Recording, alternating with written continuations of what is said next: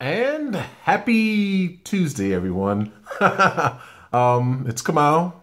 How you doing? Um, this is an unusual episode. Today, I want to talk about something that's not just boat related, but people related, spiritual, sort of. And I want to talk about protecting your dreams. We all have dreams. We all have aspirations, things we like to accomplish.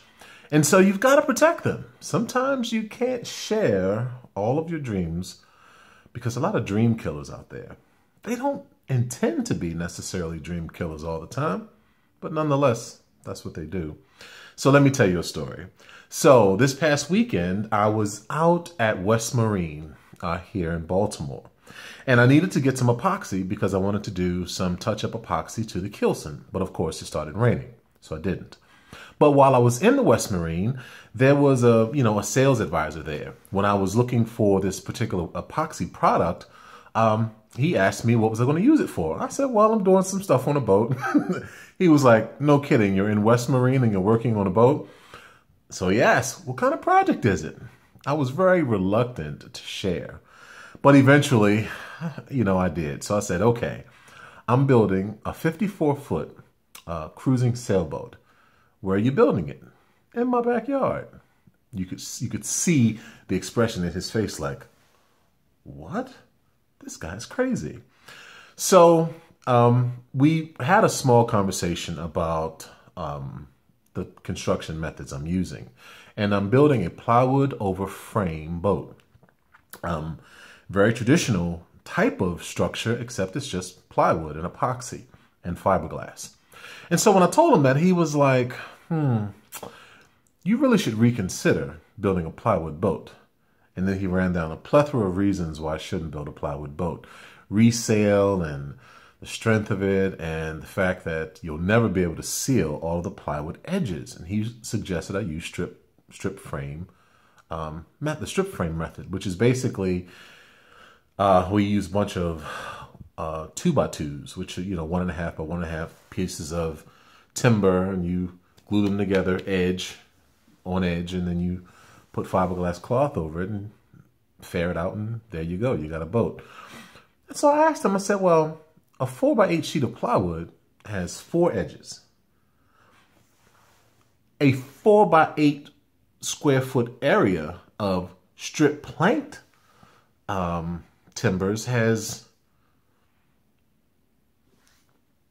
dozens more edges that have to be sealed. So I asked him, I said, well, isn't that more edge work to seal on a strip plank? He said, yeah, but it's solid timber. It doesn't swell like plywood. And so we had a good conversation, but then I left it alone. But it haunted me for the rest of the week. I'm like, I'm 3 years into this process, of designing and then starting to build the boat last year. I'm 3 years into this. I've covered this before, I know. But then he put a little demon in my spirit that had me questioning my own rationale. Now, even though I consulted naval architects, 2 of them, and have read dozens of books and articles and, all of the online postings, the different groups about boat construction and building, had me go back through. So I went and I actually found some of the books that I used to get my opinion. And this is one of the main books. It's a book by Dave Gurr called Boat Strength. And a lot of the other components of the boat I got from this book, Boat Mechanics, Systems, and so forth. But this really helps me with the different systems in the boat, as well as the propeller and the rudder design. Really good rudder design in here. Anyway, so I went back to this book, and it's got the scantlings. And scantlings are sort of a rule that you use to get different size of timbers and members inside of boats. And so I went back to this book, and I looked at the scantling, and I recalculated my scantling rule and everything. And, it was a little bit different than what I had remembered it. And so basically I got really concerned. And so I started looking at articles again online. And I found this guy, I believe his name is Dudley Dix. He's an naval architect. He sells plans online. And he sells plywood plans. And so I said, what the hell? I'm going to call him. So I called him today and I spoke to him about one of his designs. And he says, I told him what my concern was, that I, was reading Mr. Gurr's books and about his Scantling rule. And he said, oh, yes, Dave, he's a friend of mine. And I've talked to him about his Scantling rules, and he's admitted that they were just rules of thumb. That were really more designed towards strip plank boats than plywood boats.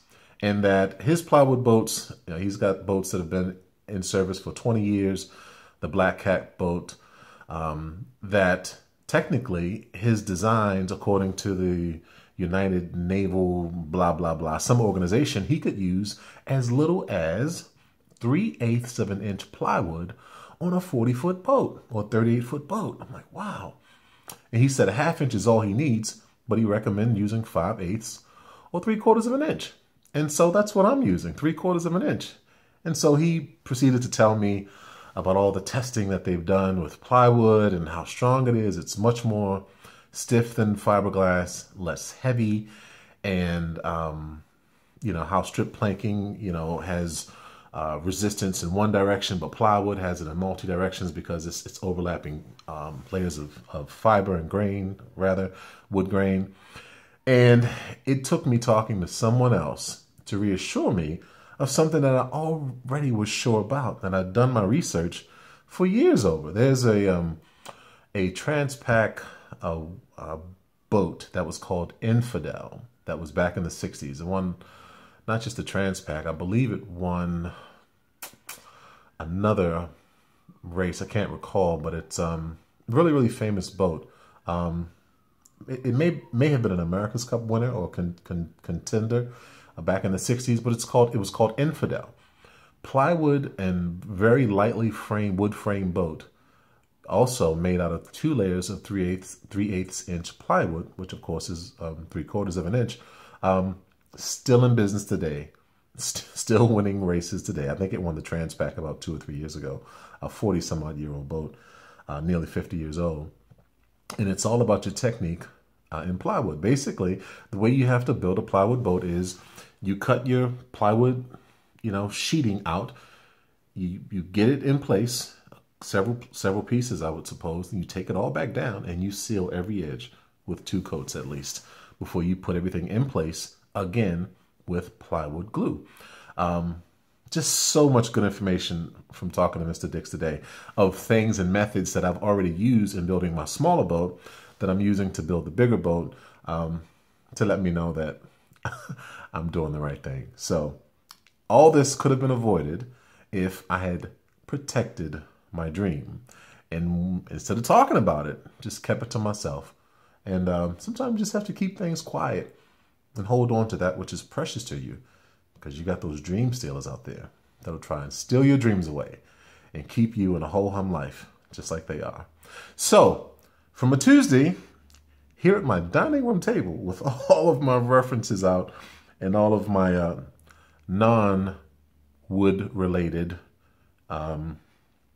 references, I bid you a happy Tuesday. And remember, protect your dreams. And until we get back to building a boat, peace and blessings.